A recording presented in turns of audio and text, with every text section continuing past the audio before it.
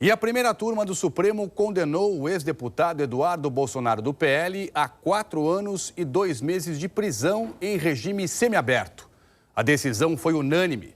Os ministros consideraram que o ex-deputado tentou coagir os magistrados e articulou sanções dos Estados Unidos contra o Brasil para atrapalhar o julgamento de Jair Bolsonaro por golpe de Estado. A decisão foi unânime, 4-0. O ex-deputado Eduardo Bolsonaro não constituiu advogado nem atendeu à convocação para o interrogatório. Ao longo do processo, a defesa foi feita pela Defensoria Pública da União. Depois da leitura do relatório do ministro Alexandre de Moraes, o subprocurador-geral da República, Antônio Edílio Magalhães, pediu a condenação de Eduardo Bolsonaro por coação em 3 acusações principais. Articulação para que ministros do STF tivessem vistos suspensos pelos Estados Unidos, defesa da aplicação da lei Magnitsky contra Alexandre de Moraes e o apoio a tarifas econômicas impostas pelo governo americano contra produtos brasileiros.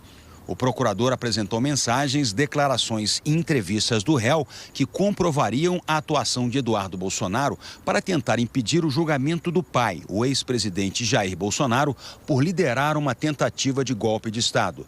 A PGR pediu a condenação do ex-deputado. Parece-me que essa é uma situação relativamente simples sob o ponto de vista da persecução penal. Há um tipo penal que diz que coagir autoridade judiciária com o fim de favorecer terceiro é crime de coação no curso do processo. E há todo um elemento, todo um contexto fático e um conjunto de provas evidenciando que essa coação efetivamente existiu. O defensor público Esdras dos Santos Carvalho pediu a anulação do processo. Disse que Eduardo Bolsonaro estava em endereço conhecido nos Estados Unidos e não deveria ser citado por edital.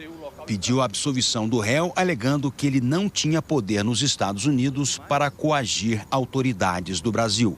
O que se tinha, e obviamente ficou muito bem claro nos seus vídeos, nas suas exposições, era essa facilidade em interlocuções e demonstrar o seu descontentamento com a política, então, produzida no Brasil. Mas essa interlocução política, por si só, ao nosso sentir, não configura a grave ameaça.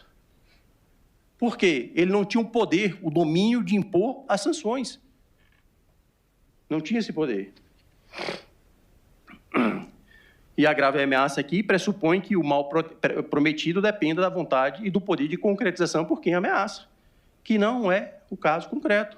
O relator foi o primeiro a votar. Moraes rejeitou os pedidos de nulidade da defesa e afirmou que não houve irregularidade na citação do réu por edital, porque o endereço dele era no Brasil.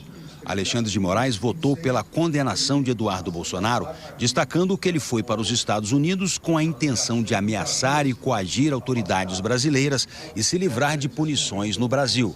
Não é função de deputado federal brasileiro fazer lobby no exterior contra o próprio país. Nenhuma relação com a atividade parlamentar, mas sim um foco em ameaças, pretendendo com isso que o seu pai não fosse condenado, pretendendo que o Supremo Tribunal Federal não analisasse com isenção, imparcialidade e coragem,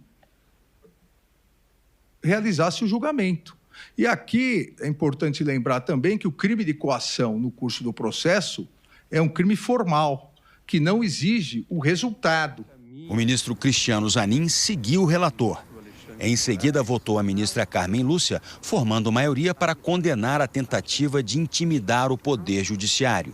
O réu, em numerosas ocasiões, que estão devidamente mostradas nos autos, manifestou, comprovou e deixou registrado em imagens, em falas, que ele estava atuando no sentido de impedir aquele julgamento, de fazer pressão para que aquele julgamento, especialmente da Ação Penal 2668, não acontecesse, às vésperas e com a continuidade de que haveria consequências gravosas para os julgadores, numa sucessão de atos que comprovam um percurso criminoso do réu para coagir os julgadores. O voto do presidente da primeira turma, ministro Flávio Dino, formou unanimidade para condenar Eduardo Bolsonaro. Eduardo Bolsonaro foi condenado a 4 anos e 2 meses de prisão em regime semiaberto. Também vai ficar inelegível até 2038 e perder o cargo de escrivão da Polícia Federal. A defesa ainda pode recorrer. Eduardo Bolsonaro divulgou uma nota. Afirmou que tem endereço conhecido nos Estados Unidos, que deveria ter sido notificado por carta rogatória. Disse que o devido processo legal não foi cumprido e que, por isso, a sentença é nula. Afirmou também que o objetivo do julgamento seria tirá-lo das eleições.